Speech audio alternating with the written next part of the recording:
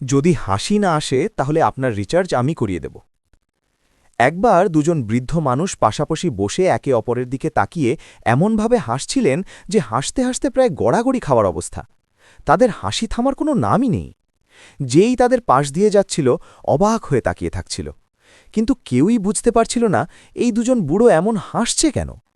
সবাই যখন অবাক, ঠিক তখনই এক কৌতূহলী লোক সেখানে দিয়ে যেতে যেতে আর নিজেকে সামলাতে না পেরে জিজ্ঞেস করল, কাকা, আপনারা এত খুশি কেন? এমন কি হল?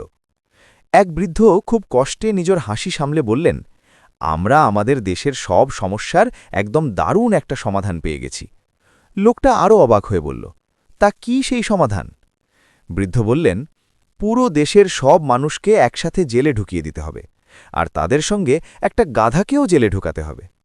এই কথা শুনে লোকটা একেবারে হতবাক, নিজেও হেসে ফেলল আর বলল, সব মানুষ জেলে তা বুঝলাম, কিন্তু সঙ্গে গাধাটাকেও কেন? তার দরকারটাই বাকি। এই কথা শুনে দুই বৃদ্ধ একে অপরের দিকে তাকিয়ে জোরে হেসে উঠলেন। তারপর এক বৃদ্ধ আরেকজনকে বললেন, দেখলে ভাই, বলেছিলাম না আমাদের দেশের মানুষ কখনো নিজের চিন্তা করবে না, সবাইয়ের আগে চিন্তা হবে গাধাটার।